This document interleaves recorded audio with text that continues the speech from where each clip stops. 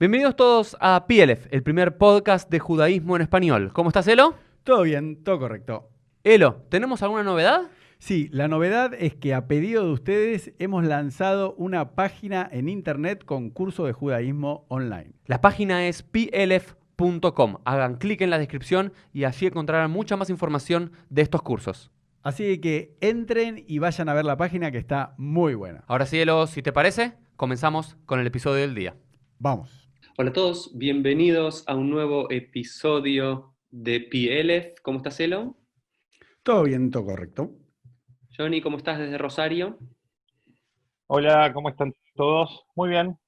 Acá Bueno, transitando la fase 5 en Rosario, ya estamos. la fase 5. Acá nosotros volvemos a 5 la de fase la, 1. de la cuarentena, poquito más, Les, con un poquito más de libertades que en Buenos Aires.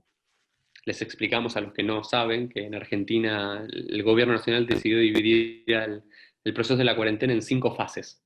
La fase 1 es como la más estricta de todas y casi la fase 5 es casi volviendo a la normalidad sin todo lo que conocíamos antes. Así que de acá de Buenos Aires seguimos en la fase más estricta y ahí en Rosario es como la fase más liberada de la cuarentena. Y este es el episodio número 88 de PLF, así que ya un Vamos. lindo número. Ya nos estamos acercando al número 101, ¿no es cierto? Que es el número que quiere Elo, Johnny. Porque Elo bien Está muy cita la bien. quemará diciendo, no es lo mismo estudiar algo 100 veces que 101 veces. Así que ese es el número, muy y es bien. un poco más. Así que Bueno, bueno, no es vamos, tanto, no es tanto. Estamos ahí. estamos ahí, estamos ahí. Lo invitamos a Johnny. Johnny fue compañero mío del seminario, ¿te acordás, Johnny?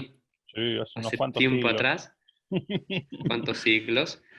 No fue en el milenio pasado, cabe recordar, pero No, sí en la no, no, década no, pesada. no, no, no. Sí, Sí, en habrá la, sido cuando, 2006, 2007. No sé, más o menos, más. no sé, Éramos más jóvenes, Johnny. Pero Sí, sí, sí, Johnny definitivamente. Es Hazán, y hoy lo invitamos para hacer un episodio especial que nunca hicimos todavía, Elo, que te vamos a poner a cantar, Elo, para hacer música judía. Yo cantaba bien, ahora estoy afónico, pero canto bien. Ajá. Bueno, entonces vamos a ver. Entonces, la idea de hablar de hoy con Johnny es un poco de la historia de la Hasanut, de la música sinagogal, de la música litúrgica judía y un poco en general sobre la música judía, los orígenes y demás. Así que primero, Johnny, como hacemos siempre, contanos un poco de dónde venís, tu formación, de dónde viene tu Torah, tu Hasanut. Bueno, a ver, para ser así bastante breves, yo nací en la ciudad de Buenos Aires, pero gran parte de mi vida viví en el conurbano Buenos Aires, en San Martín. Desde muy chiquito empecé en la vida sinogal, siendo organista. A los 12 años ya empecé a tocar el órgano. Eh, Paralelamente a esto, bueno, Madrid, Rosh Madrijim, ahí en San Martín, en la quebrada de San Martín. Me recibí de licenciado en psicología y en algún momento, después de tocar el órgano, de unos 10 años más o menos, pasé a hacer Hayán, también en la quebrada de San Martín. Luego estuve trabajando en Entre Ríos y luego finalmente hace unos 12 años en Rosario. Soy egresado de Abarbanel. Abarbanel es el instituto educativo del seminario rabínico. Soy egresado de Beit Asaf, que es la carrera de Hayanim. Y actualmente ya estoy en el segundo año de Geshem, que es el instituto rabínico del seminario. Y desde marzo dirijo Beit Asaf, que es la escuela de Hasanim del seminario. Así que bueno, la verdad que toda la cuestión de la Hazanut, la música sinagogal, es un campo que más que nada por curiosidad en su momento me metí, después empecé a estudiar un poco más y nada, me apasiona, soy un geek de estas cosas, ¿sí? Y bueno, siempre es interesante poder charlar un poco de este tema, que la verdad que es muy interesante porque la mayoría de nosotros en algún momento ha ido a una sinagoga y ha escuchado algún hazán, algún cantor litúrgico, algún coro, sí, pero no muchos conocen cuál es la historia detrás de esto y vale la pena también charlar un poquito. Y ese es el objetivo, hablar un poco hoy de la música judía. A ver, voy a empezar de atrás para adelante, o de adelante para Perfecto. atrás, vamos a ver algo. Hoy, ustedes saben, no sé, él lo imagino que sabés, y yo ni cosas por, sobre todo que una de las primeras grandes peleas o discusiones o rivalidades entre el mundo reformista o el origen del mundo reformista en Alemania, en Hamburgo, en Berlín, frente al mundo judío tradicional, lo que luego vamos a conocer como la ortodoxia, tenía que ver con la introducción de cambios en la música sinagogal, ¿cierto? Nuevos estilos de Hazanut, ingresar el órgano, un órgano a la sinagoga, un coro a la sinagoga, pero la pregunta es, entonces durante muchos años casi no existió, digamos, la música judía, como la podríamos decir que existió una gran música cristiana, ¿no es cierto?, de la iglesia cristiana durante la Edad Media. De los judíos no había mucho, aunque quiero que nos explique Johnny un poco, pero ¿fue siempre así que los judíos estuvimos apartados de la música sinagogal religiosa, o había un tiempo antes que existía una gran importancia hacia la música, ¿no? Yo imagino hablarnos un poco del Tanaj, de la Biblia hebrea, nuestros antepasados en el Templo de Jerusalén, cuál es la relación con la música. Empecemos de ahí y lo vamos trayendo hasta el presente. Bien, está bueno. En verdad, uno podría pensar que con la música judía, ¿sí?, con la música sinagogal o la música ritual o la música religiosa, pasó algo parecido a lo que pasó en sí con el ritual judío, donde empezamos en la Biblia, en el Tanaj, sobre todo en la Torá, en el Pentateuco, con manifestaciones espontáneas, ¿sí?, algunos cánticos sueltos por ahí, el cántico del mar, cuando cruzaron el Mar Rojo, en verdad sería el Mar de los Juncos, pero bueno, lo que llamamos Mar Rojo, la canción de despedida de Moshe, de Moisés, alguna cosita más, ¿sí?, a un momento en el cual, cuando se formaliza y se institucionaliza el ritual, y ni hablar en el Templo de Jerusalén, también se empieza a crear todo un servicio musical. Dos cosas. Primero, absolutamente profesional, porque no cualquiera lo hacía. De hecho, había no es una casta, pero una tribu dentro del pueblo de Israel, que eran los levitas, que se encargaban exclusivamente, eran ellos quienes hacían la música, cantada y también con instrumentos. Estos instrumentos, por ejemplo, son los que cuando leemos el Salmo 150, encontramos la descripción de ciertos instrumentos, que esos son los que se utilizaban en el templo. Y número dos, como no hay una tradición escrita, es decir, no hay partituras de esto, era más bien tradición oral, de hecho se supone que el oficio de músico se aprendía de padre a hijo, la mayoría de los investigadores en musicología antigua afirman que es muy probable que el estilo musical del Templo de Jerusalén sería muy similar al de los dos grandes imperios de la época, que era el imperio egipcio y el imperio asirio-babilónico. O sea, no es que crearon una música diametralmente opuesta, sino muy parecida. Quizás la principal diferencia estaría no tanto en la música, sino en el contenido, mientras que en los pueblos antiguos en general, todo el ritual tenía como objetivo varios dioses. En el Templo de Jerusalén se centralizó en un solo dios, en un ritual monoteísta. Decís algo muy interesante, Johnny, porque de la misma forma que se adoptan cánones musicales de la Edad Moderna para introducirlos a la sinagoga, decís que en el mundo antiguo, en el Templo de Jerusalén, también se adoptaron los cánones musicales de la época. Totalmente. ¿Tenemos idea, digamos, de cómo sonaba algún salmo? Porque los 150 salmos que tenemos, digamos, eran los que eran cantados por los Levim en diferentes momentos, ¿no es cierto?, de la vida judía. ¿Tenemos alguna idea de cómo sonaban? ¿Cómo sonaban nota por nota? No, porque de hecho, como te digo, no había notación musical. Algunas ideas tenemos. Por ejemplo, muchos salmos están escritos en forma responsorial, ¿sí? Es decir, lo que llamaríamos de forma muy coloquial pregunta y respuesta, ¿sí? Odula Adonai Kitov Kileolam Hasdo, por ejemplo. ¿Sí? Doy un da ejemplo. Ejemplos, eso es muy bueno. Claro, muy bueno ¿sí? Ejemplos, y si querés cantarlos, mejor todavía. Claro. Mirá qué bueno. Sí, a ver, tenemos ciertos salmos, ¿sí?, que están hechos en una forma así, se llama responsorial, nuevamente. No lo tengo acá, es el Salmo 136, ¿sí? Por ejemplo, nosotros íbamos a una sinagoga conservadora, y quizás también reformista y también ortodoxa, a lo mejor escuchemos en un sábado de la mañana, Kileolam Hasdo. Exacto. Tarde, Obviamente. Urié. ¿Estás dormido? ¿Dónde estás? Te estaba probando, Muy bien, Elo, muy bien. A ver, obviamente la música es moderna, pero la idea de que tiene dos partes seguramente tenía que ver con que los coros de los levitas, ¿sí?, tenían como dos voces, pero que no cantaban al mismo tiempo, ¿no?, que llamamos polifonía. sino que una voz cantaba la parte A, una voz la cantaba la parte B. Diríamos pregunta y respuesta. Eso sabemos. Y eso Sabemos también lo también, vemos en Shirat Hayam, ¿no es cierto? En el Cántico del Mar por también, que hay una cosa ejemplo, responsorial entre Moshe y exacto, Miriam o algo así. o que en algunos casos tiene que ver con que la respuesta es una versión con palabras diferentes de la misma idea. ¿Sí? Esto también, Tob leodot ladonai, ulezaber le shimcha elyon, por ejemplo.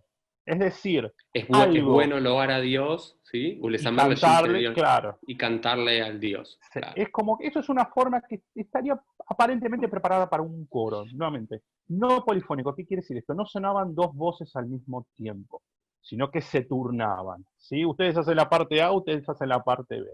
¿Qué otra cosa sabemos?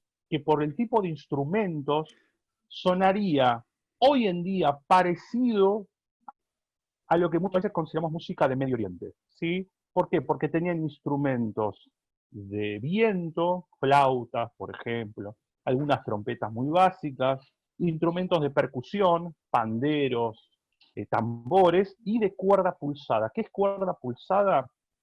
Cuando yo toco una guitarra estoy rasgueando, o sea, estoy Claro.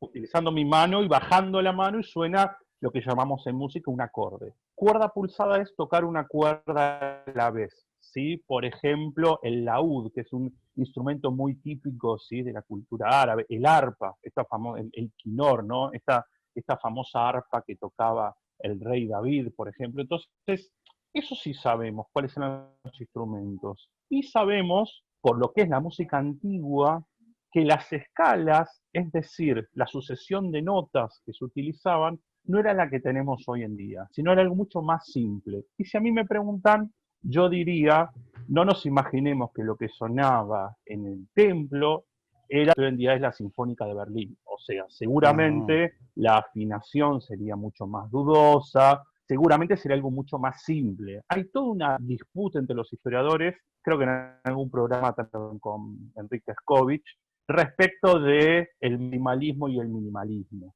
Es decir, es probable que lo que sonara en el Templo de Jerusalén sea algo que al oído del oyente actual no le resultara demasiado entendible o comprensible, porque como toda disciplina, la música avanza también. Y obviamente hoy, ¿sí?, la música que yo puedo escuchar seguramente va a tener mucha más calidad, porque los instrumentos son mejores, porque tenemos mejores medios de amplificación, etcétera, que la que yo podría escuchar en el templo. Súmenle también que es probable que de fondo estuvieran en el animal, estaban sacrificando, el murmullo de la gente. Entonces hay que desmitificar un poco, ¿sí? No era una música celestial. Lo más probable es que sea una música funcional o clásica programática. O sea, la música no era el objetivo.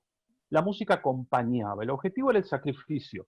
Era música de fondo, si se quiere. ¿Por qué digo esto?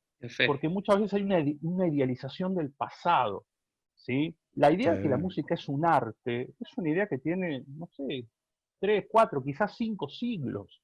Hasta antes del Renacimiento, sobre todo, se entendía que la música tenía un rol fundamentalmente operativo, muy centrado en la religión. La idea de músicas seculares nace con el secularismo, por decir así. ¿Sí? Entonces, es probable que fuera la banda de sonido del templo. ¿Sí? Y respecto a esto que os preguntaba Suri, sí claramente tiene influencias del medio, lo cual no es nuevo. Siempre los judíos tomamos del contexto para hacer un montón de cosas, entre ellas música. Y con la música sinagogal lo vamos a ver de forma, siempre que digo, los judíos siempre nos asimilamos, el gran ejemplo es la música sinagogal, no es lo mismo escuchar las partituras o las melodías de una sinagoga iraquí o marrocana que una sinagoga de Rusia o de Alemania. Exacto. Sí, sí. Acá claramente hay una influencia del entorno, ¿no es cierto? Pero entonces decíamos, ok, primero músicas así como espontáneas, luego más algo solidificado con los levitas en el templo de Jerusalén. Claro. De alguna forma, en el año 70 de la era común, con la destrucción del templo de Jerusalén, todo lo que era ese aparato musical religioso desaparece. Chao. Desaparece en varios sentidos. Sí. Dale. A ver, primero, con el fin del templo cae el rol de los levitas, es decir, no hay músico porque no hay templo donde hacer esa música, ¿sí? Número uno. Número dos, cambian las circunstancias económicas. Vos para tener un coro de 200 personas y una orquesta de 100 instrumentos, tenés que mantenerlos, y para mantenerlos necesitas recursos y presupuesto, y para eso necesitas autonomía. Después del 70 no hay nada de eso. Hay comunidades judías, algunas la pasan mejor, otros peor. Generalmente los de Babilonia la pasaban un poco mejor que los de la tierra de Israel, pero era impensable que pueda haber una orquesta levítica con coro, con instrumentos, cuando con suerte llegas a fin de mes. Entonces, eso por un lado. Por otro lado, toda esta generación post-exilio, si bien estos mismos rabinos que escriben la Mishnah, en general tenían bastante críticas hacia, vamos a decir, el establishment del templo, una vez destruido el templo, son muy tajantes a la hora de prohibir los instrumentos musicales en señal de duelo. Entonces ya de por sí el 50% que eran los instrumentos musicales entran en una prohibición. Después hay ciertos debates talmúdicos, la verdad que no soy un especialista en esta cuestión, pero respecto de si se podría en un casamiento o no en un casamiento, entre sí y que no, pero claramente lo que es la música en el servicio religioso cae. Y por otro lado, estas sinagogas que empiezan a surgir, Batei Knesset, casas de reunión, que literalmente en muchos casos eran casas donde se juntaban 10, 15 personas a rezar, la música tenía mucho que ver con recitados muy simples, ¿sí?, de las plegarias, que en muchos casos tampoco tenían una fórmula musical. Es decir, diría que, si bien nunca podemos hablar que un fenómeno desaparece, sí todo lo que era la música del templo queda bastante discontinuada en la vida sinagogal. Hay quien supone que el único elemento que más o menos continuó fue lo que se llamamos los Teamei Mikra, o sea, los signos con los cuales se cantan las lecturas públicas de la Biblia, asignadas generalmente los lunes, los jueves, en Shabbat y en las festividades. Pero tampoco tenemos demasiada idea de cuánto de la forma de cantarlo en la sinagoga, en el templo de Jerusalén, había algunas lecturas que se hacían, se mantuvieron en la sinagoga, con lo cual es muy probable que con la destrucción del templo de Jerusalén haya pasado a la historia o se haya perdido gran parte de toda la tradición musical que acompañaba a los servicios religiosos de esa época. Y lo que se inaugura es... Te hago una consulta. La consulta que tenía, Johnny, era si en la vida sinagogal tenemos referencias del siglo I, siglo II, siglo III, los primeros siglos de la era común, si se cantaba o era simplemente un recitado. ¿Qué función cumple la música así? Más allá de lo que decías de los Ta'amei Mikra, ¿no es cierto?, que es la forma cantilada de leer la Torá, de leer también la sección de los profetas, de lo que llamamos Haftará, que el Talmud es muy enfático a eso, que se debe leer con una entonación, porque la entonación musical es la que le da también el sentido, y es para decir que no estás leyendo un texto cualquiera, ¿no? También tiene ambas referencias. A ver, habría que definir qué es cantar. Suena muy filosófico, pero nosotros en general entendemos cantar a tomar una frase melódica y interpretarla en un ritmo determinado, en un compás determinado, ¿sí? Esta cuestión de cantar como conocemos hoy en día, pasaron muchos siglos hasta que en las sinagogas se empiecen a introducir lo que llamaríamos melodías, ¿sí?, melodías populares. Lo más probable es que lo que se hiciera sea tomar un texto de la tefilá, de la plegaria fija, y entonarlo de una forma que más o menos cada vez que se entonara sonara parecido. Pero no podemos hablar de cantar tal cual hoy conocemos cantar. De hecho, vamos a hablar por ahí en un rato que la idea del Hazán, como lo conocemos hoy, surge fundamentalmente en la Edad Media. Porque hasta este momento tenemos es el Sheliach Tzibur, el oficiante eventual, el niato que más o menos sabía los textos y era afinado. Claro, yo lo que te quería preguntar, para que tengamos contexto, es de lo que hoy en día se hace en un templo conservador, reformista u ortodoxo. Esa costumbre, ¿qué tiene? ¿200, no más de 300 años? O sea, esa forma de oficiar. Digo, para empezar de ahora... A ver, tenés de todo. tenés cosas que podríamos definir como más antiguas. Igual cuando hablamos de antiguo podemos hablar de algo que tiene a lo mejor, de lo más antiguo por ahí tiene 1000 años, que en la historia judía no es tanto. ¿Tanto? ¿Sí? No, pero igual me Sí, parece algunas mucho, 1000 cositas, años. pero fragmentos, digamos. La mayor Claro. cantidad de las cosas que cantamos son Sí. muy modernas. De hecho, hay muchas cosas que a lo mejor tienen, que nosotros lo consideramos ancestral y quizás tiene 50 o 60 años. Doy un ¿Tampoco? ejemplo. Por ejemplo. Muchas melodías que hacemos en las sinagogas ashkenazíes, o sea, de los judíos Sí. que provienen su genealogía de Europa Oriental, muchas fueron compuestas en Estados Unidos, por ejemplo, en los años 20, los años 30, cuando por la crisis, la gran crisis de los años 30, muchos grandes coros tienen que deshacerse, comienza la idea de lo que llamaríamos el canto congregacional, que la gente canta, y entonces se componen melodías. Doy un ejemplo. A ver. La melodía del Shalom Aleichem, Shalom Aleichem, Malache Yasharet, no fue compuesta en Europa, fue compuesta en Estados Unidos, No. por ejemplo, ¿sí? Qué Por bárbaro. Israel Goldfarb, que fue uno de los principales creadores de melodías de este tipo, ¿sí? Hay un montón en este caso. El Birkat Hamazon, por ejemplo, las A melodías ver. de Baruch atah Adonai, Eloheinu melech haolam, por ejemplo, fueron todas creadas en Estados Unidos, ¿sí? No. Magen Avot Bidvaro, un montón. ¿Sí? Es Todo eso lo decir, decís en los años 20 y en los años 30, así que Qué tiene claro, menos de 100 ¿qué es años. lo que Qué hicieron? bárbaro. Lo que hicieron fue tomar melodías que no estaban muy claras y alguna quizás la adaptaron, otras la crearon, pero lo que digo es, si nosotros tuviéramos una máquina del tiempo y Sí. viajáramos a, vamos a decir, Lituania al año Sí. 1820, no Sí. entenderíamos nada, es lo más probable. ¿Por qué? Porque en verdad lo que hoy nosotros entendemos como las melodías típicas son mucho más posteriores. Lo más probable es que si viajáramos a Lituania o a algún lugar de Europa Oriental, ni hablar en el mundo, digamos, sefaradí, ¿sí? Antes del siglo XX, la participación de la gente era muy poca. ¿Por qué? Porque en general era el Hazán quien cantaba y la gente escuchaba, y este cantar también estaba muy atravesado por el recitado de textos sin un patrón rítmico específico, que es lo que llamamos Nusach Atfilá, las melodías, o más que melodías, los modos de cantar, los modos musicales, pero que nuevamente no es lo que nosotros hoy en día escuchamos en una sinagoga, ni siquiera una sinagoga ortodoxa, porque si vamos a una sinagoga ortodoxa, lo más probable es que también escuchemos un montón de melodías congregacionales para que la gente cante, muchas de ellas incluso que ni siquiera son de los años 20, que a lo mejor compuso el rabino Karlebach en los años 80 o en los años 70. ¿Sí? Es decir, hay que hacer un proceso de desmitificación de un montón de cuestiones musicales sinagogales que nos parecen súper antiguas, pero en verdad son súper modernas. ¿Sí?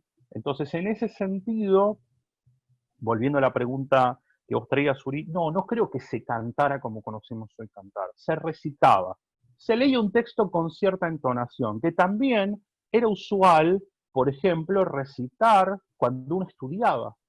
Generalmente cuando se estudiaba Talmud o Gemara, se acostumbraba también como a decirlo con cierta inflexión de la voz y hasta que rozaría lo musical. Hasta uno hoy en día, en las yeshivot muy tradicionales, ¿sí? En las casas de estudio, sobre todo en la ortodoxia, y ahora en la ultraortodoxia, todavía se estudia utilizando ciertas melodías, así como muy, muy sencillitas, pero como cierta inflexión de la voz.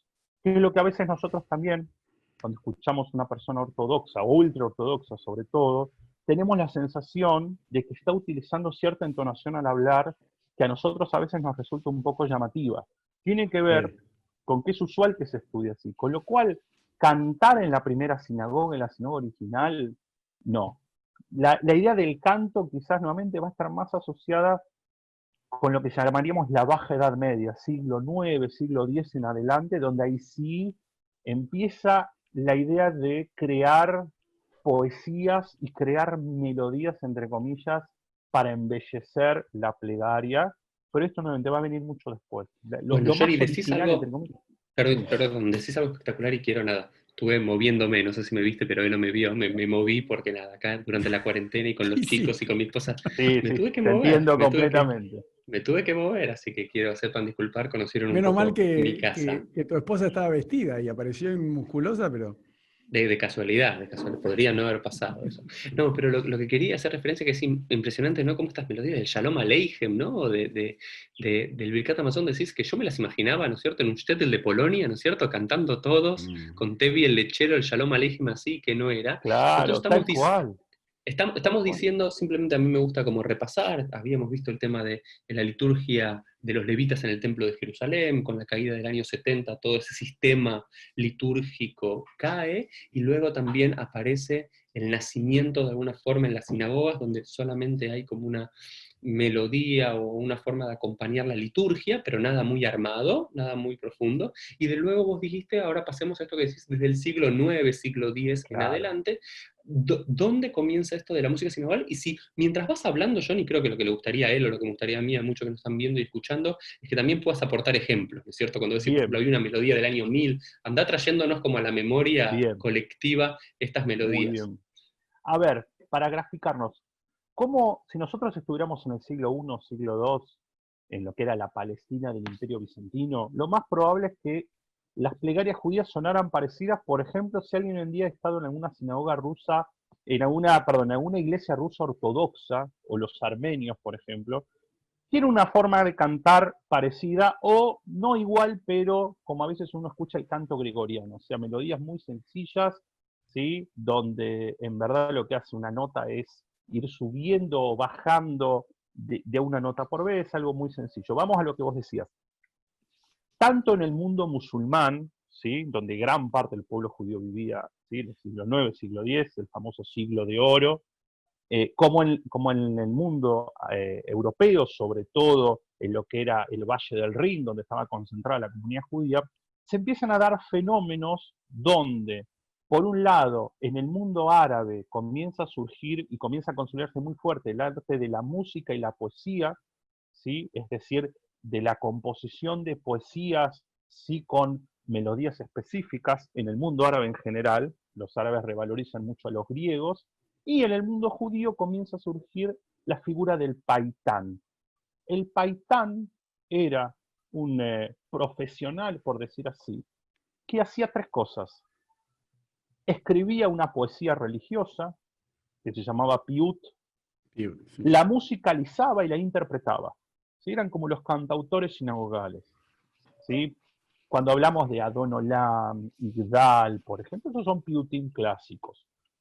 En el mundo europeo, en esta época, más o menos siglo X, siglo XI, comienzan también a surgir en la Edad Media, en esta época, los trovadores, en el mundo, los juglares, ¿sí? Estos personajes en Europa que iban de aldea en aldea y se ganaban la vida cantando canciones, ¿sí? Acompañándose ellos mismos. Y entonces comienza a surgir en la sinagoga un proceso en el cual muchas melodías del mundo cristiano se adaptan a la sinagoga, que ahora les voy a decir una que ni se la imaginan, y por otro lado empieza a surgir, además del nusaj, además de las formas de cantar las plegarias, ciertos textos que se asocian con ciertas melodías en particular. Por ejemplo, todos conocemos en Hanukkah el Mao Tzur. Mao Tzur Yeshuati. Bueno, esto es una canción alemana de la Edad Media. Sí, esa es re ¿Sí? goy. Yo siempre... En verdad, pero esto se daba naturalmente, ¿por qué? Porque obviamente no había formación musical en el mundo judío. Perdón, Johnny, ¿no parece Sí. un Vicentico de Navidad esa canción? Yo lo escucho y me Sí, parece que un es una canción de... villancico. Perdón, Por ahí Vicentico. parece Vicentico. Está muy bien. Pero sí, claro, porque en verdad, ¿sí? La realidad es que no había demasiado problema en esto, no se hacían demasiado problema, entre comillas, en callerizar una melodía.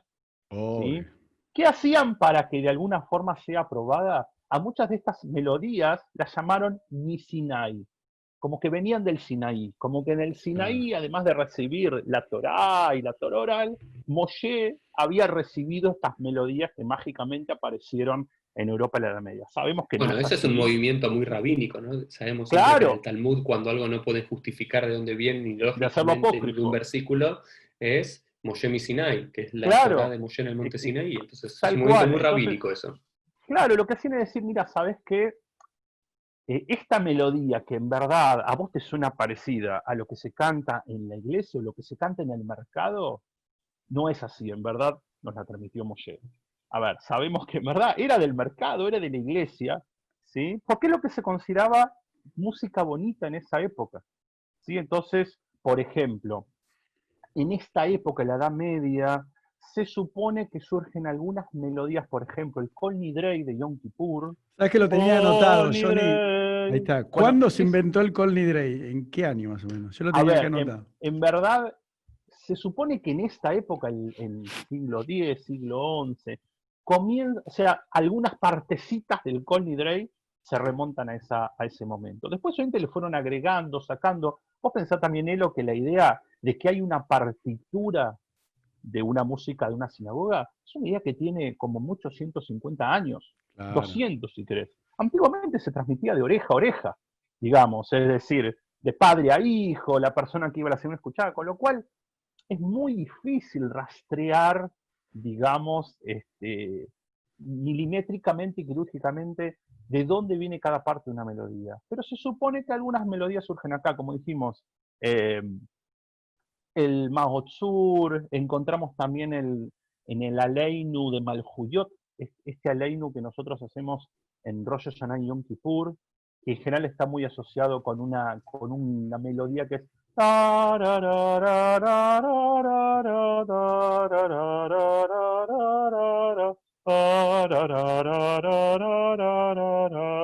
se supone que a lo mejor más o menos en esta época apareció, ¿sí? Y ni hablar que todo estoy diciendo en el mundo ashkenazí.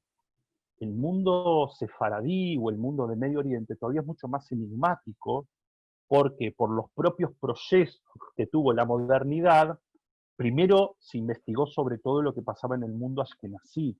Recién hace 100 años u 80 años que se empezó a sistematizar todo el bagaje musical del mundo judío en territorio árabe, que además era mucho más complicado porque toda la idea de la música en el mundo árabe iba por carriles muy diferentes a la idea de la música en el mundo, vamos a decir, cristiano, con lo cual era muy dificultoso tomar una melodía que se hacía en una sinagoga de Yemen y transcribirla en una partitura.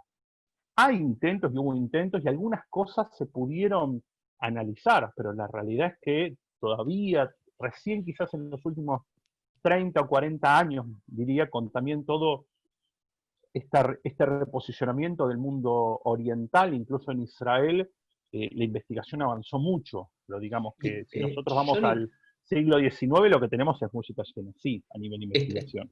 estás hablando de algo muy interesante, ¿no es cierto? Estas melodías que creo que conmueven a muchos, ¿no? El Aleinu de Malhuyot, o el Kol Nidre, que son como así melodías quizás de las más antiguas que tenemos referencias. Quería preguntarte, una vez escuché que la partitura judía más antigua que tenemos era la de Ovadia Ager, ¿puede ser? Sí, a ver, hay que entender también. Para los que no saben, Ovadia Ger era un ger, un prosélito, un Claro. converso al judaísmo del siglo XI, de la era común, siglo XI, siglo XII, que el Rambam le escribe una famosa carta y demás, y al parecer era italiano, y era compositor musical o algo, y el primero que hizo un intento de música así como sinagogal judía y digamos, una partitura era él. ¿Es verdad o no esto es? A ver, lo que pasa que nuevamente siempre hay que entender que lo que nosotros llamamos, digamos, partitura, ya de por sí también tiene toda una evolución histórica. Es decir, Yo me fijé, Johnny, mientras hablábamos, en 1520 se inventa la partitura y también tendríamos que tener en cuenta, Uri, que en 1440 se inventa la imprenta. Entonces también tenemos que tener el contexto, que la gente antes rezaba de memoria y el Shliach HaTzibur, o sea, el enviado ¿cómo se dice?, de los que están presentes para rezar, era porque era el único que se sabía toda la plegaria de memoria. Y los demás contestaban amén y algunas partes las repetían, ¿no? Tal vez, Uri, tendrías que explicar un poco cómo hasta que se inventaron la imprenta, si se inventó en 1440, no sé cuándo habrá estado accesible a todo el mundo que tenga un sidur, que nos parece una pavada, pero tal vez tardaron 200 años en que la gente tenga, no sé, a partir de 1600, 1700 Sí, tenía el sidur. eso es cierto, pero por eso también, como decía, por supuesto que, a ver, el primer sidur de la historia es el sidur de Amram Gaón, que viene por una pregunta del siglo VIII de la Keilah, de la incipiente comunidad judía de España, que quería un sidur para saber cómo rezar, cuáles eran las plegarias, el orden de las plegarias, pero sí tenemos en eso que realmente el Sheliach Tzibur, el Shatz, ¿no? Lo que después va a ser el Hazán, era la persona que más conocía y también que Claro. tenía una voz agradable, ¿no? Porque el Shulchan Aruch dice que una de las características que debería tener un Sheliach Tzibur es Kol Nae, de Arev, una Claro. voz agradable. Entonces Había como tenía una... algo de musicalidad, y también Sí. creo que la música, creo que Johnny decía, y ahora te dejo a vos, pero es importante, el Nusach era por sobre todo no para que suene lindo, sino para que se acuerden. Claro, Porque vos que cuando sea tenés un fácil de estilo, acordar. Claro. Había cuando mucho, sí, no mucho sé, el de... Nusach de Hol de Ashkenazi, vos lo vas a decir después, Baruch Atah Hashem, Eloheinu Eloheinu Teinu, na na na na na na na na na na na na na, que es el que nos enseñan a todos, el que recordamos toda memoria, te ayuda para recordar la plegaria, y recordar dónde hay puntos, comas, donde separar cosas, donde parar un Totalmente. instante. Totalmente. No es para que suene lindo y atraer a las masas musicalmente. Creo que es No, una a idea del ver, Renacimiento.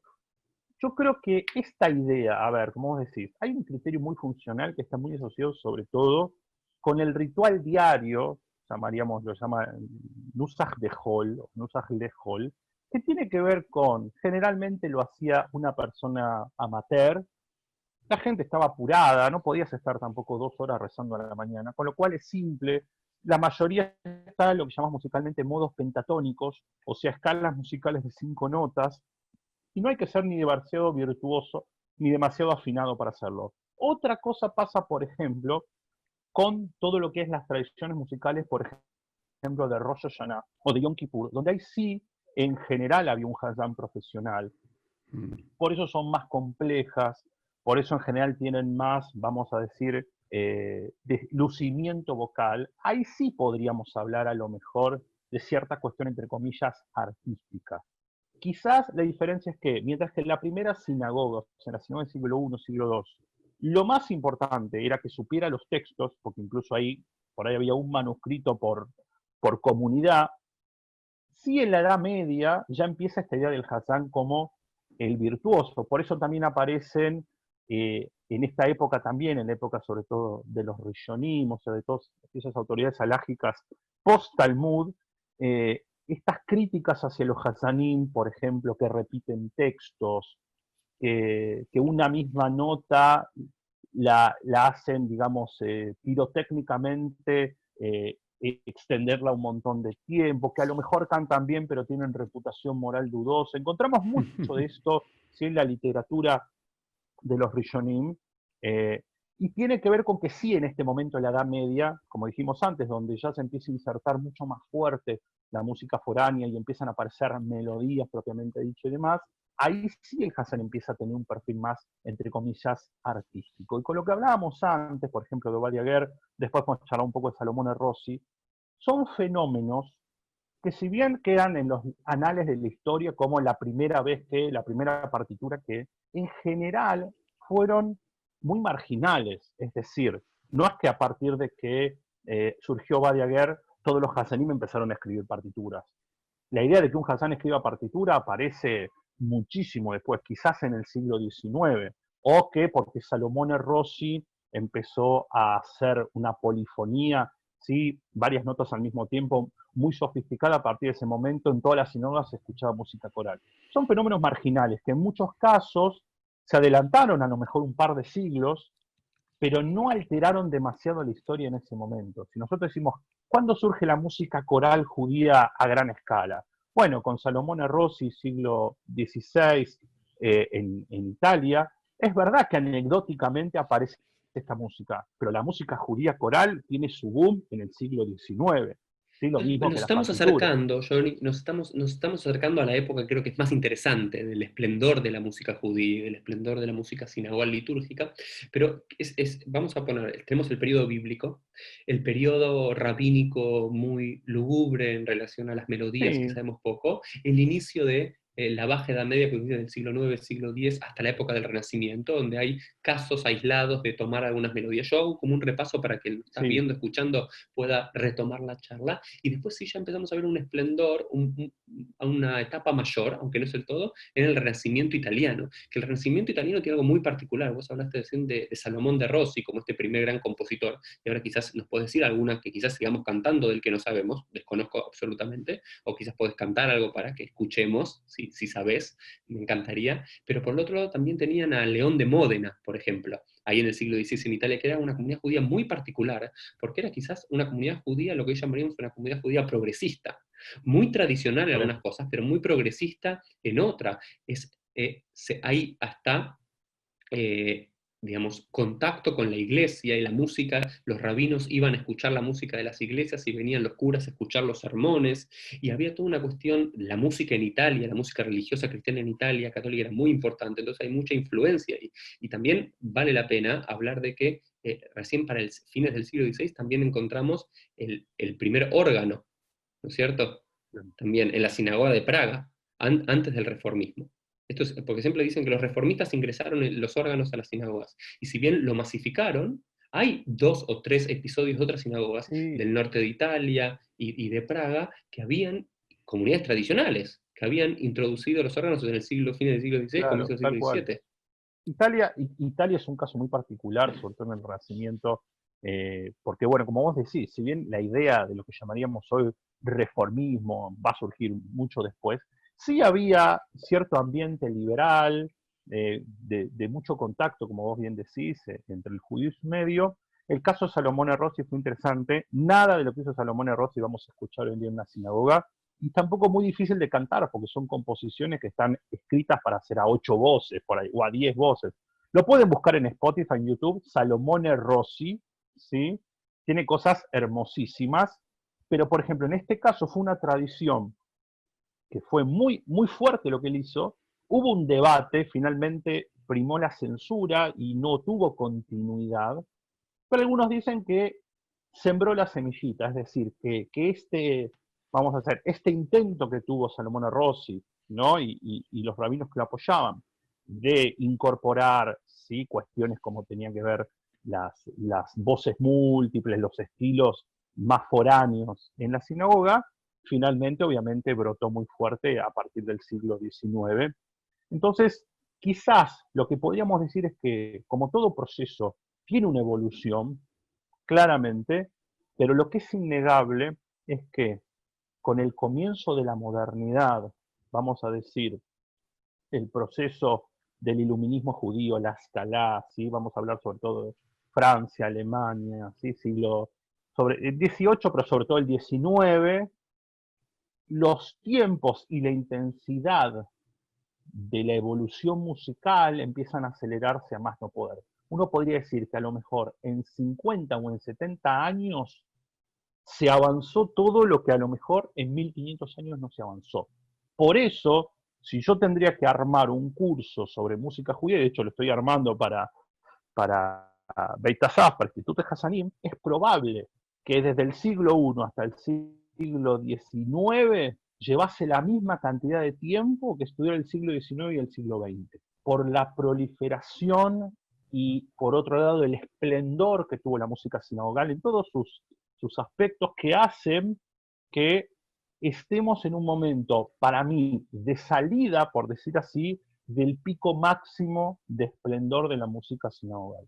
Entonces hablemos ahora en estos tiempos que nos queda de este episodio sobre la música sinagogal, litúrgica judía, de ese siglo XIX y el siglo XX, Johnny. Eso es lo que me gustaría conocer de Bien, vos. Y por sobre todo, mientras más ejemplos podés dar, sería mejor para todos nosotros, no solamente para escuchar nuestras voces habladas, sino también tu voz cantada. Entonces, Johnny, contanos perfecto. por qué sucede y en dónde sucede. Bueno, sabemos, bueno, o a los que no saben les contamos, sobre todo en el siglo XX se consolida fundamentalmente en Alemania, pero también en otros países de Europa Occidental, lo que llamaríamos el reformismo, ¿sí? O podríamos decir ortodoxia, en las grandes ciudades, ¿sí? Hamburgo, Perdón, Berlín, dijiste siglo Viena. XX, hay que corregir el siglo XIX, No, simplemente. dije siglo XX, siglo XIX, Ujú. ¿sí? Y entonces, toda la ilustración judía que algunos años antes había promovido que el judío aprenda el idioma local, universidad, etcétera, etcétera, empieza a generar también judíos que empiezan a ir a los conservatorios, que empiezan a estudiar música académica. Y si nosotros sumamos, número uno, que el reformismo, sobre todo alemán, decidió tomar como, vamos a decir, horizonte estético a toda la tradición alemana protestante, y le sumamos que ya teníamos judíos que sabían música, que sabían transcribir melodías en partitura, que sabían escribir a varias voces, nos encontramos, sobre todo en la segunda mitad del siglo XIX, con una enorme y muy importante colección de obras corales para órgano, ¿sí? Y gran parte de las melodías que hoy conocemos son adaptaciones de estas obras corales. Por ejemplo, si yo digo Vayeibin Soaron, Vayomer Moshe, Seguíelo, seguíelo. Adonai, etcétera, etcétera. ¿Sí? Sí. Cuando sacamos la Torá, Sí. esto en verdad es una adaptación de una obra coral de quizás el primer Hassan moderno, ¿sí? Que fue Salomón Sulzer, que era vienés. O si nosotros en Rosh Hashanah escuchamos Matobu, Matobu, Matobu Aleja Yaakov, etcétera, etcétera. Esto es una adaptación de una magnífica obra coral que es el Matobu, compuesta por Luis Lewandowski, que fue el primer director de coro profesional de la historia, que no era Hassan, que era exclusivamente director de coro de la sinagoga de Berlín. Entonces, estas grandes obras empiezan a entrar en la cultura musical, sobre todo ashkenazí, y ya hoy en día no tenemos grandes coros, muy pocas sinagogas tienen. Nosotros en Rosario tenemos la bendición de que todavía tenemos un coro sinagogal que hace estas cosas en las versiones originales, sobre todo en Rosh Hashanah, en Yom Kippur, en las altas fiestas, pero que se empezaron a colar en todas las sinagogas, ya sin coros, ya sin la magnificencia de estas grandes composiciones, pero sí que entraron como ya melodías populares. Entonces, lo que hoy tenemos en la sinagoga, hay algo del Nusach, de este Nusach sí que se consolidó en Europa en la Edad Media, en el caso de los Ashkenazim, o en el mundo árabe, digamos, o el mundo del judaísmo sefaradí. Tenemos algunas muy poquitas melodías, ¿sí? Que llamamos Misinai, que son ya del siglo X, siglo XI, y tenemos mucho de esta tradición que surgió en el siglo XIX de la mano de los grandes compositores. Número dos, como dijimos al principio, muchas melodías que fueron compuestas en este siglo XX, ¿sí? Para que cante la gente, y también tenemos muchas melodías que a lo mejor no tienen más de 20, 30 o 40 años, con lo cual es una especie de ensalada musical donde nos encontramos en un servicio religioso con cosas que pueden tener 1000 años y cosas que pueden tener 6 meses a lo mejor. Y la mayoría de las sinagogas, aprovechando todas las tecnologías de comunicación, y YouTube, y Spotify, etcétera, no es que se definen por un estilo o por una tradición musical, sino en una misma sinagoga, en un mismo servicio, te vas a encontrar con un abanico increíble de melodías, de estilos, y como decíamos recién, muy representativos de diferentes etapas. Por eso, ¿Cuál es? sí. No, quería, digamos, para ir repasando, y me parece que estaría bueno que con Elo, si te animás, Johnny, vemos cómo sale. El no es una respuesta posible, pero quizás ahora que terminamos la parte más académica de ver la historia, es cantar algunas canciones, que te puede hacerte algunas preguntas y que nos digas más o menos de dónde salió o alguna idea. Me Dale, parece si la sé, buenísimo. sí, interesante plantear así. Del siglo XIX, ¿quién serían los grandes Hasanim para prestar atención en el siglo XIX y compositores? ¿Y cuáles serían del siglo XX? Porque la idea de Piel es ser una ventana. Gente que no tenía la idea de algún nombre, que vaya, googlee y busque en Spotify sus melodías. Si yo tendría que aconsejar 3 o 4 nombres para el siglo XIX, es, sin lugar a dudas, Salomón Sulzer, ¿sí? Incluso era íntimo amigo, era amigo de Schubert, de Franz Schubert. Hay un Mizmor le David, perdón, un Mizmor Shel Yom Shabbat, una versión del Salmo 92 en hebreo, que fue escrita por Schubert, ¿sí? A pedido de Sulzer. Entonces Salomón Sulzer es uno. Obviamente Luis Lewandowski, ¿sí? Aunque para la mayoría Lewandowski hoy está asociado con Robert Lewandowski, que es un jugador de fútbol, pero Luis Claro. Lewandowski, que fue el gran, ¿sí?, compositor del mundo judío. Ahí tenemos ¿Qué dos melodía tenemos importantes. de él? ¿Qué melodía De tenemos de él? Lewandowski tenemos, por ejemplo, el Matou. Por ejemplo, cuando nosotros hacemos el Kiddush de Shabbat y cantamos Kibanu Bacharta, Yotanu Kidashta, Mikol Amin. Esto aparece por primera vez en Lewandowski. Lewandowski no se tomó mucho trabajo en decirnos si eso lo creó él o si en todo caso él lo escuchó en alguno y lo transcribió. Pero lo que sabemos que en el primer lugar donde aparece es en Lewandowski, por ejemplo. Entonces, esa es una melodía que se suele decir es el Kiddush de Lewandowski. O ni hablar del famosísimo Ese te iba a decir, eso es una... Es Lewandowski eso, es una versión coral impresionante, pero que hoy en día en muy pocas sinagogas las escuchar coral, porque estás un coro a 4 voces profesional, y es muy difícil en día. Con lo cual, lo que se hizo fue tomar la melodía principal y entró al acervo popular, ¿sí? Entonces, eso sería Lewandowski. Sulzer, ¿sabés qué melodía es de Sulzer? Si yo les digo, ¿cuántos siglos tiene Shema Israel, Adonai Eloheinu, Adonai Echad? Hay que decir 5 siglos, 10 siglos. No, así se lo dijo Jacob a sus hijos. Cuando Claro, está ahí, tal cual. así lo dijo. Así se lo dijo Moshe al pueblo en el libro de No, Devarim. Jacob, claro, y Moshe lo repitió. Claro. En verdad, esa es de Sulzer. Sulzer escribió ese Shema Israel, vamos a decir, tendrá unos 150 años, más o menos, y no solo eso, esa melodía que él escribió estaba dedicada únicamente a cuando se saca la Torá, ¿sí?, en las festividades. Es decir, no la escribió para cantarla a la noche o en el Shaharit de la mañana, sino específicamente. ¿Por qué?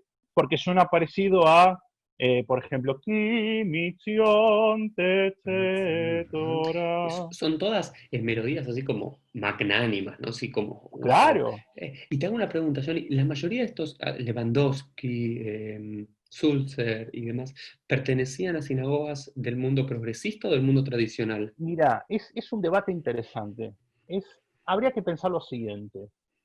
Lewandowski estaría más asociado a lo que sería una sinagoga reformista. Por ejemplo, tenía coro mixto, escribe para coro con mujeres.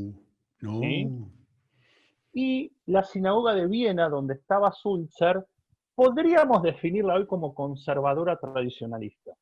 ¿Sí? Es decir, ya el propio Sulzer en algún momento tiene que salir a defender el uso del órgano, porque lo estaban criticando porque lo usaba. Es decir, sí podríamos hablar que no serían ortodoxos. Sí, pero ni hablar de quiero hacer énfasis con esto, porque decís, estoy leyendo justo un libro de la historia del movimiento reformista, y es muy, pero muy importante esto de la estética sinagogal. El reformismo, más allá de un debate ideológico, teológico y de la Shmirá, del cumplimiento de las mitzvot, se inició como para hacer estéticamente bellas los servicios sinagogales, que antes era un grupo de gallinas cantando cualquier cosa, hablando cualquier... No, pero era desordenado, no había ritmos, la gente hablaba, ¿no? La gente hablaba todo el tiempo, nadie prestaba atención al Haddá, nadie prestaba atención a la lectura de la Torá, y el movimiento reformista viene a decir de alguna forma, para magnificar a Dios, tiene que ser bello el servicio, tiene que ser hermoso, y la melodía te tiene que conectar. Sobre todo, para que los judíos no se vayan a la iglesia. O sea, el tema era así, yo lo pienso de esta forma, si vos toda tu vida lo único que te dieron para comer fue milles y latkes, para vos el mundo son milles y latkes, y vos con milles y latkes vas a estar súper contento. Ahora vos te mudaste, vos vivías, no sé, en un shtetl y te mudaste a Nueva York, y resulta que ahora sabes que hay sushi, sabes que hay, no sé, comida china y hay pizza. Entonces, si tu mamá quiere que vos sigas comiendo en la casa de tu mamá y no te vayas a comer al restaurante de sushi, ella te va a hacer sushi. Eso es lo que decían los teóricos del reformismo. Nosotros no queremos que la gente se vaya a escuchar Bach a la iglesia. Nosotros queremos darle en la sinagoga algo que los haga sentir estéticamente tan conformes que no tengan que irse a la iglesia. muchas veces nosotros a esto se nos pierde. El gran proyecto fue cómo respondemos a la gran masa asimilatoria que había, que directamente se convertían para dejar de ser judíos. Bueno, la respuesta fue, si lo que les gusta es la música de las iglesias, al igual que se hizo toda la vida y que se hacía en el Beit HaMikdash, tallericemos la música de afuera. Volvemos al principio. ¿Qué es lo que hizo en el Beit HaMikdash? Tomaron la música asiria, la música egipcia, y la tallerizaron. En vez de cantarle al dios Baal, le cantaban al dios Adonai, y estaba todo bien. Ellos hicieron exactamente lo mismo. Era un cambio cultural. Al pibe que se había criado en el shtetl, no le resultaba desagradable las desafinaciones, el murmullo, porque era lo que conocía. Ahora, al pibe que vivía en Berlín o en París y se iba a la ópera, ¿sí?, a ver las grandes óperas parisinas, o escuchaba Beethoven, escuchaba Schubert, iba a la sinagoga y se quería morir. Entonces, ¿cuál fue el proyecto de Sulzer, de Lewandowski? No fue decir corto con todo, porque ellos no cortaron con todo. ¿Qué hicieron? Le agregaron elementos y le sacaron algunos elementos también para refinar la música de tal forma que esta nueva generación de estos chicos berlineses, parisinos, no se fueran corriendo a la iglesia a escuchar esa música que a ellos les gustaba. Me parece que fue un trabajo de mucho compromiso con el judaísmo. Cada uno Interesante. en su lugar. A mí me parece un periodo maravilloso. Entonces dice Sulzer y Lewandowski del siglo XIX. 19, ¿Alguien sí. más del siglo XIX o alguien del siglo XX, te Yo creo que parece? con eso Nombrar algunos. estamos, siglo XIX, y para el siglo XX, quizás el fenómeno más distintivo fue que muchos hasanim europeos del este, de Ucrania, Lituania, Polonia, que se tuvieron que escapar de todo el lío que había ahí y ir a Estados Unidos, se encontraron con un auge de la industria discográfica y entonces empezaron a convertirse en superstars de la comunidad judía, porque empezaron a grabar discos y entonces la gente ya no tenía que ir al cinema para escucharlos, y ahí es donde se da lo que se llama la edad dorada de la Hasanut, la primera mitad del siglo XX, donde quizás el nombre más rutilante es el de Yosele Rosenblatt, que fue la mega star del mundo judío de gran parte del mundo durante las primeras décadas del siglo XX, y donde llegó al punto de llenaba Madison Square Garden, por ejemplo. A este punto de masividad hablamos. Y ¿Cantando entonces, música judía? haciendo Hazanut, claro. Wow. Hazanut que hoy en día, Pero ¿para algunas cosas gentiles o hacemos, para sí, judíos? principalmente para judíos, pero no solo para judíos. No solo Bueno, porque era un momento donde todas las comunidades se habían inmigrado, entonces por ahí el judío te escuchaba Caruso y el italiano te escuchaba Rosenblatt. ¿Sí? Es decir, en ese sentido había mucha mixtura, ¿no? Por eso vemos en Estados Unidos que tantas palabras en Yiddish, por ejemplo, se quedaron dentro del slang, ¿no? Del lunfardo general norteamericano, por ejemplo. Entonces, ahí tenemos Yosele Rosenblatt, que es el gran exponente de esta época. ¿Hay alguna ¿Sí? melodía del que sigamos cantando para conocer o no? Mira, es interesante, su melodía más famosa, hubo una controversia, juicio de por medio, porque él decía que era de él, pero en verdad había otro Hassan, que se llamaba Pinchas Minkowski, que decía que era de él, en verdad, que es, por ejemplo, el Shira Ma'alot, ¿sí? El salmo que cantamos los días festivos antes de hacer el Katamazon. Shira Ma'alot Beshuv Adonai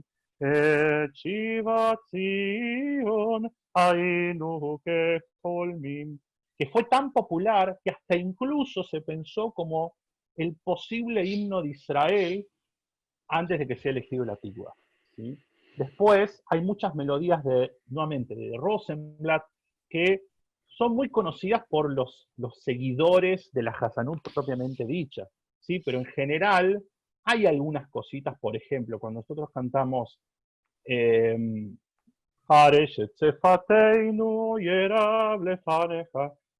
Rambeniza, quien la popularizó fue, por ejemplo, Yosele Rosenblatt, ¿sí?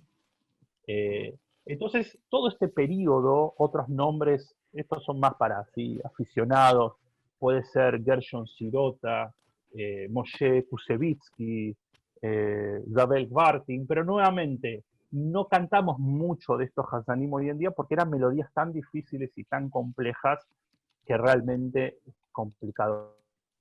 Lo que sí podemos hablar del siglo XX es muchas melodías que fueron compuestas, sobre todo en Estados Unidos. Hicimos el Shalom Aleichem de Goldfarb también hicimos el Birkat Hamazon, el Magen Avot es de Goldfarb también, Magen Avot Vivaro, por ejemplo, es de él.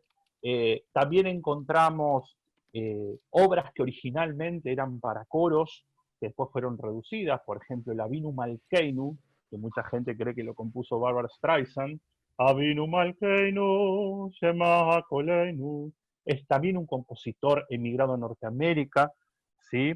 Que se llamó Janowski, como la empresa de Matzah.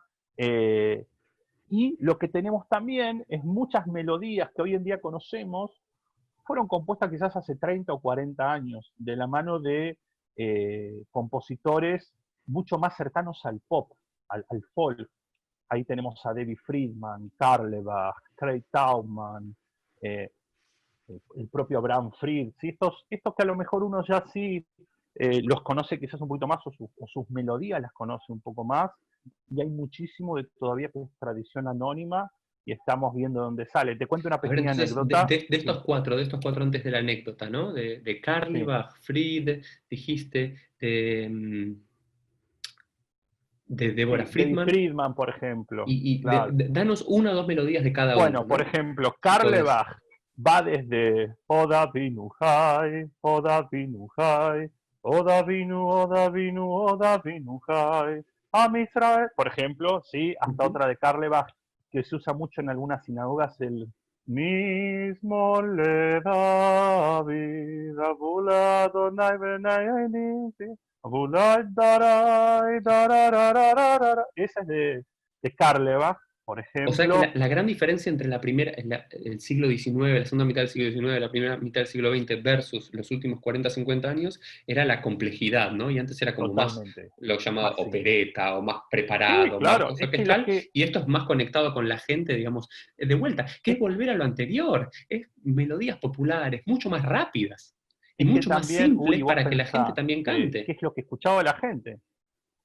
Claro. En el siglo XX, vos agarrabas en el año 1920 o 30 y agarrabas un top 10 y iba a estar la ópera a la cabeza, va a estar Enrico Caruso a la cabeza. ¿Sí? Lo que la gente conocía era Verdi, Puccini. Entonces, obviamente, la música judía fue por ese lado. Hoy en día agarrás un top 10 del año 1980, por ejemplo, 1990, y va a ser música pop. En verdad, la música sinagogal siempre acompañó las tendencias musicales que la rodeaban. ¿Por qué? Porque el judío no vive aislado, ni el más ultraortodoxo de los ultraortodoxos vive aislado. ¿Y qué prueba tengo de esto? En el mundo ultraortodoxo hubo una gran explosión de la música hasídica, años 80, años 90, donde las composiciones, las melodías, eran absolutamente cercanas a lo que puede ser una canción de una película de Disney, ¿no? Todos seguramente habremos escuchado esta versión de la bendición a los hijos, ¿no? Yesimcha Elohim Kefraim Vejimenashe Yevarejeja Adonai, ¿sí? Pero esto no es que lo hizo un reformista, lo cantó Abraham Fried, que es Chabad. Y esto a priori no tendría un ápice de lo que llamaríamos música judía o música hasídica. El propio hit Mashiach, Animani, es rock de los 80. Lo podría haber tranquilamente cantado Iron Maiden, ¿sí? O Guns N' Roses. ¿Por qué? Porque en verdad no tiene la típica musicalidad, por ejemplo, del klezmer. Porque en verdad siempre se dieron estos factores de tratar de tomar lo que corría en el mundo circundante y, como yo digo simpáticamente, cayerizarlo, llevarlo a lo que nosotros conocemos. O, por ejemplo, cuando hablamos de David Friedman murió hace unos años, pobre, de una enfermedad, no era tan grande, activista gay, ¿sí? Ícono de lo que sería la música sinogal progresista, sobre todo reformista, y melodías como, por ejemplo, del Salmo 23, Adonai roi lo exar, no deseyar vitzeini. Es de ella, por ejemplo. ¿Sí? O, por ejemplo, la que es muy conocida de ella es el Mishevera Flajolim, ¿no? Ella es de ella. Claro, que incluso en este caso es interesante porque lo que ella hizo es tomar algún texto de una tefilá, pero la adaptó. De hecho, la versión original está también en inglés, que era algo que en los últimos años, sobre todo, empezó en verdad a rescatar la reforma de algo que también se hacía en el siglo XIX, porque Lewandowski componía, por ejemplo, música judía en hebreo y en alemán, que también en las sinagogas se cantaba en alemán, ¿no? Entonces, David Friedman es un caso, Craig Tauman, por ejemplo, con Romemu Adonai Eloheinu Veishtachavu Lehar Kocho. Eso es de Craig Tauman. También estamos hablando de gente, bueno, salvo el caso de David Friedman, que falleció hace unos años, que está vivo hoy en día, ¿sí? Es historia actual. Y vuelan tan rápido ahora las melodías que vos componés algo y a las 2 semanas la están cantando en la otra parte del mundo. Sí, hay Quizás un cuando fenómeno uno era muy, chico muy, era encontrar un cassette, alguna cosa así medio difícil. Hoy en día te pones Spotify y podés cantar cualquier cosa de cualquier persona. De hecho, hay muchas sinagogas de Buenos Aires y de Latinoamérica donde se está haciendo mucho material de un colectivo de músicos israelí que se llama Navat Eilah, que tiene unas melodías hermosas, ¿sí? Y nada, se está haciendo en Buenos Aires a lo mejor algo que en verdad hace 6 meses o 3 meses o 12 horas se creó en Israel, con lo cual ya lo geográfico no es una barrera. Entonces está avanzando muy rápido todo, lo que hace que, mientras que en la Edad Media una canción podía cantarse durante literalmente siglos en la sinagoga, hoy en día una canción por ahí la cantan 3 meses y ya con la velocidad que hoy en día transitamos, para la gente va a ser vieja y va a pedir una canción nueva. Con lo cual ese es el gran desafío que una afrontamos. melodía nueva para el mismo texto, ¿no? Claro, sí, tal cual. ¿Sí? Entonces, en ese sentido, está avanzando una vorágine enorme y yo creo que ciertos géneros que hoy en día nos parecen muy lejanos a la música sinagogal, por ejemplo el trap, o por ejemplo el rap, o el hip hop, para mí es cuestión de tiempo hasta que se naturalice su lugar en la sinagoga. Porque es un poco el fluir de lo que viene pasando históricamente, de que géneros que parecían muy alejados, de pronto lo tenés también en la sinagoga. Me parece que fue maravilloso. Estamos cumpliendo la hora del programa, de este nuevo episodio de PLF sobre música sinagogal con nuestro querido Johnny Cohen, que es el Hazdán de la Kehilá Central de Rosario, Argentina.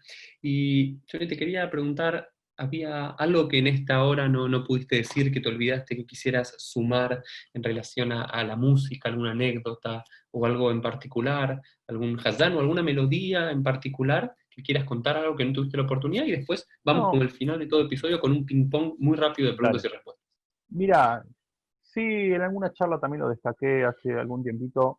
Creo que es importante, sea en la corriente que sea, y sea desde el marco que sea, creo que es importante sí estudiar, y aquellos que tienen el privilegio, porque es un privilegio, de poder liderar musicalmente a sus sinagogas, nuevamente cualquier corriente, siempre está bueno poder estudiar, ¿no? Es importante tratar de acceder a ciertos materiales, a ciertos conocimientos, porque si no uno se termina perdiendo, ¿no? Así que obviamente yo siempre me encargo o me responsabilizo de lo que pasa en el espacio que yo coordino, que es DataSAF, pero creo que es importante uno poder también transitar, más allá de que lo hace de corazón y con el alma, poder formarse, porque no es nada menor tomar las decisiones sobre cuál es la música que se hace en la sinagoga. Es algo complejo y que, como bien decía Suri, creo en nuestro pueblo en general, lo estético no es un aspecto menor. No es algo accesorio, sino que muchas veces va a marcar, hasta te diría, el destino y el rumbo de esa comunidad. No, y estoy convencido, porque más allá del debate alágico, que lo voy a dejar para otro podcast, si en Shabbat o en Yom Tov se puede utilizar Totalmente. música, no se puede, esto va para otro podcast, creo que sin lugar a dudas la música y la religiosidad siempre estuvieron ligadas, ¿no? Y esta noción de los mantras o las melodías que nos conectan con cosas que las palabras no nos conectan, ¿no es cierto? Y es el caso paradigmático, es el Kol Nidre. Las palabras del Kol Nidre es un teorema legal de anulación de votos que la gente no tiene ni la más mínima idea de lo que está diciendo, sin embargo lo conmueve hasta las lágrimas, ¿no? Entonces, me parece que eso, despertar esta noción de la importancia de la música y reivindicar esto, porque hay melodías que nos alegran, hay melodías que nos entristecen de solo escucharlas, hay melodías que nos hacen sonreír, hay melodías, no sé, pienso el Lejado Día en Shabbat, es como que te conecta con el día en particular, quizás por un recuerdo emotivo, quizás algo por el tono de la melodía, ¿no es cierto, Johnny? Entonces, Sí, me parece muy importante esto de revalorizar la música sinoval, darle importancia y darle un lugar a la estética, sea cual sea la corriente, y cada uno lo hace según sus parámetros, con coro mixto, sin coro, coro solo de niños, como en el mundo sefaradí, ¿no? En el mundo sefaradí es muy, muy común los coros de niños que acompañan a los hazanim en, en la FUPOT y en otros momentos, pero yo quería aprovechar contigo, y siempre hago como un ping-pong de preguntas y respuestas al final, y contigo lo dale, quiero hacer más cantado, así que si te animas a cantar, dale, y más de la Torá, siempre le pregunto a los que vienen un sí. versículo bíblico que sea importante para ellos, quizás un versículo bíblico cantado, que haya una melodía que te llegue al alma, todos van a tener preguntas que te lleguen a vos, que te lleguen al corazón, al alma. Algún versículo bíblico de la Torá o del Tanaj en general, cantado, y que nos los cantes un segundo y por qué. Sí, bueno, a ver, justo en verdad, esta semana estamos en la para allá.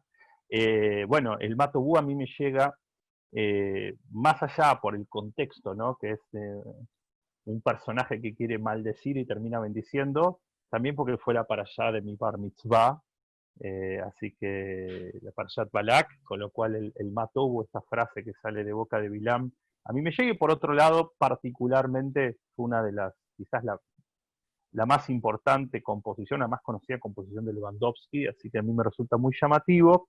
En esta melodía que a lo mejor se conozca bastante quienes van a Rosh Hashanah, pero que no se sabía que era Lewandowski, que era esta de Matovu, Matovu, Matovu Alecha Yaakov. Mishnoteja Israel, Mishnoteja Israel. Y cortamos ahí porque el resto en verdad no Sí, es, sí, no es siempre, del, siempre, no es del Tanaj, siempre, es de los siempre Salmos. cortito, siempre cortito para nada, para abrir ventanas. Y después, si tendrías que elegir una festividad judía preferida, ¿cuál sería para vos, Johnny? Bueno, la verdad que creo que para un Hazán, Rosh Hashanah es, es un poco también, es un disfrute a nivel musical, ¿no? Por la cantidad de melodías que hay, por también el desafío que implica tratar de traducir esos textos en música, ¿no? Me parece que tiene una ¿Y carga. cuál elegirías? Uno o dos así fragmentos bien cortitos que te Bien, conmuevan a vos para conmover a la gente? para mí particularmente hay dos fragmentos que me resultan muy conmovedores. Uno es el Unetane Tokef, este gran poema litúrgico que se hace antes de la parte de la Kerushá, de la santificación, que tiene toda una historia así, que da para otro programa ya en sí, que no sabemos cuánto es mítica y cuánto no, pero bueno. Que también el principio lo compuso Lewandowski, o por lo menos fue el primero en transcribirlo, el Unetane Tokef Kedushat Hayom Yunora Veayom. Y el otro, que a mí también me conmueve mucho, es el Ineni. Ineni es una plegaria, es una de las pocas plegarias que es exclusiva del oficiante, es un pedido que hace el oficiante antes de empezar el servicio de Musaf, la plegaria adicional de Rosh Hashanah, matutina, en la cual básicamente se presenta como una persona absolutamente consciente de su humildad, de su modestia, y a su vez ruega para que cualquier error que cometa no le sea computado a la congregación, porque al fin y al cabo es el Sheliach Tzibur, es el emisario de la congregación, entonces pide que sus errores no le jueguen en contra a la congregación. Y en este caso, El Hazán que yo tenía, el Hazán con el que trabajaba en Nueva York, una pequeña anécdota, cuando era el momento del final de Haftará y antes que sea Musaf, salía de la sinagoga y entraba desde la puerta de entrada sí, hasta la era Teibá, y usual, cantaba el Ineni, no, pero el mío lo hacía lo sigue haciendo ahora, pero yo trabajé en esa Keilah claro, hace 3 años, de Nueva York, una comunidad conservadora muy, muy tradicionalista, y tardaba mínimo 9 minutos el Ineni. claro. es que en verdad, antiguamente, ahí empezaba el Hazán. Ujú. Había una cuestión alágica de que un mismo Hazán no podría ser el Shaharit y el Musaf de Rosh Hashanah. Entonces entraba, era su aparición, digamos, monumental, ¿no? Y particularmente yo hago la versión de Yosele Rosenblatt, este referente que te comenté de la Hazanut, un fragmentito, obviamente, porque como vos bien dijiste, su composición duraba, no sé, también 8 o 9 minutos por ahí, era esta la que hacía. Que los primeros versículos dicen algo así. Hineni, hineni ani mimos, nirash, benifad mi pachat, Yoseb teilot Israel. Y bueno, después continúo. Hermoso, hermoso. Y después te quiero llevar a Shabbat, ¿no? Sí. Shabbat, que creo que es el momento que de la semana más se luce, semana tras semana, el Hazán, más allá de la liturgia cotidiana, que decimos que es más programática que bella musicalmente. ¿Cuál sería una melodía de Shabbat que te llega a vos, Johnny? Bueno, a mí particularmente, una de las melodías de Shabbat, que es de Lewandowski también, que a lo mejor la gente les ha escuchado, pero no sepa que es de Lewandowski, es lo que cantamos cuando guardamos el Sefer Torah, cuando se pasea después de leer y se guarda, se lee una selección de versículos, y el último es llamativo, es tomado del libro de las Lamentaciones, del libro de Ejá, donde de alguna forma, como estamos retornando la Torah a su lugar, nosotros pedimos, sí, que Yashivenu. claro, Shivenu, que vamos a volver a Dios y que en verdad no, que renueve nuestros días. Y hay dos melodías, una es muy conocida que es Shivenu Adonai, pero ahora voy a hacer la de Lewandowski. Lewandowski compuso una obra coral para todo el párrafo, que empieza desde Unujo y Omar, y el último versículo dice algo así. Ashivenu Adonai elecha v'nashuva Chadesh yameinu kekedem Chadesh yameinu kekedem.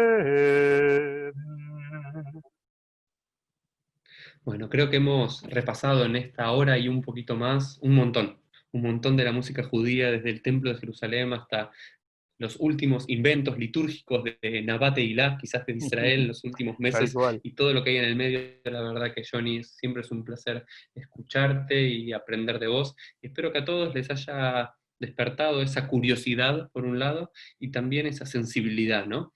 Creo que los rabinos somos supuestamente expertos en las palabras, en transmitir mensajes a través de ideas, pero me parece que el rol de los Hazanim también es un rol maravilloso, que es conectar a la gente, quizás no con las ideas, sino con las emociones. No con las ideas, sino con las emociones, y creo que entre lo racional y lo emocional, en el encuentro entre el Rabbi y el Hazán, y el que cada uno tenga su lugar, creo que es central para el buen funcionamiento de nuestras instituciones, de nuestros Bate Knesset, de nuestras sinagogas. Así que, Johnny, muchas gracias, y a todos nos vemos. A Elo lo perdimos en la mitad, tuvo que salir, pero Johnny, yo te agradezco de corazón por haberte sumado, y nos vemos todos en un próximo PLF. Chau, chau. Muchas gracias. Chau, chau.